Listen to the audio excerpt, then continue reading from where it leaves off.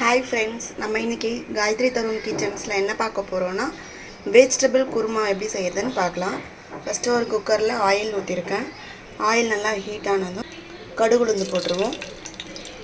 கடுகு பொரியட்டும். கடுகு பொரியுது. இப்போ சோம்பு போட்டுருவோம். கொஞ்சம் சோம்பு பொரியட்டும். அடுத்து ஆனியன் போட்டுருவோம்.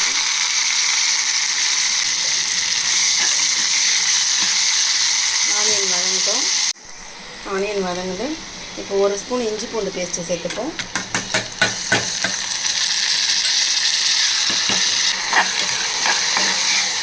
இஞ்சி பூண்டு வதங்கட்டும். இஞ்சி பூண்டு ஆனியனோடு நல்லா வதங்கிடுச்சு. இப்போ நம்ம கொஞ்சமாக கரம் மசாலா சேர்த்துப்போம். பட்டை லவங்கம் சேர்க்கணுன்னா ஒரு பட்டை 2 லவங்கம் ஒரு 2 ஏலக்காய் சேர்த்து தாளிக்கும் போது சேர்த்துக்கோங்க.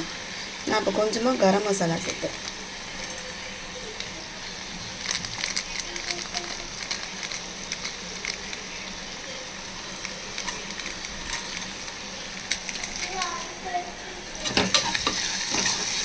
ஆனியனோட ஃப்ரை பண்ணிடுவோம். ஃப்ரை ஆகட்டும். அடுத்து நம்ம டொமேட்டோ சேர்த்துப்போம். நான் 2 டொமேட்டோ கட் பண்ணி வச்சுருக்கேன், மீடியம் சைஸு. பாருங்கள், ஃப்ரை ஆகிடுச்சு. வதக்கிப்போம். தக்காளி குக் ஆகட்டும்.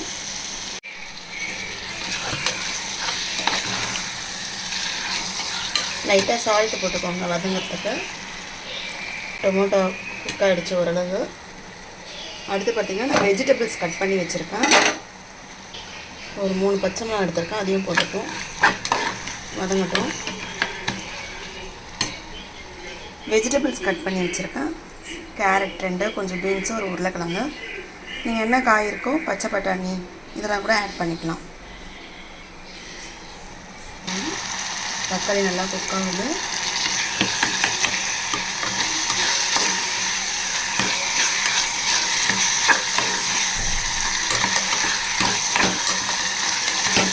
தக்காளி குக் ஆகிடுச்சு. இப்போ நம்ம வெஜிடபிள்ஸ்லாம் சேர்த்து வச்சுப்போம். கேரட்டு, பொட்டேட்டோ, பீன்ஸ்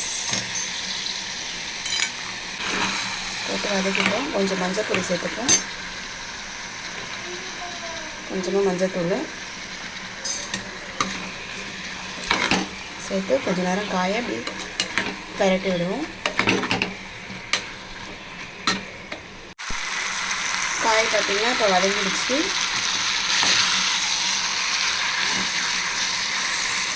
இப்போ காய் வேகிறதுக்கு தேவையான அளவு தண்ணி ஊற்றிப்போம்.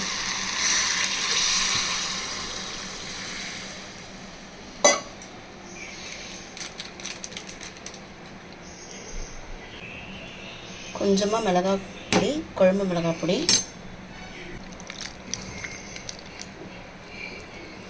மிளகாய் பொடி கம்மியாக சேர்க்கணும்.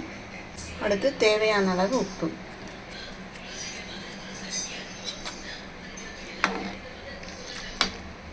ஒரு 2 விசில் விட்டால் காய் வெந்துடும்.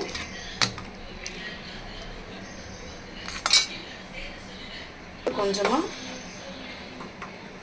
மிளகுத்தூள்,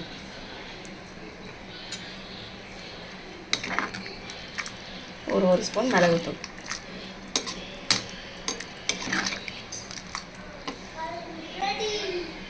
போட்டு 3 பத்தை தேங்காய், கொஞ்சம் 1 ஸ்பூன் சோம்பு போட்டு மையாக அரைச்சி வச்சுருக்கேன். இதையும் இதில் ஆட் பண்ணிப்போம்.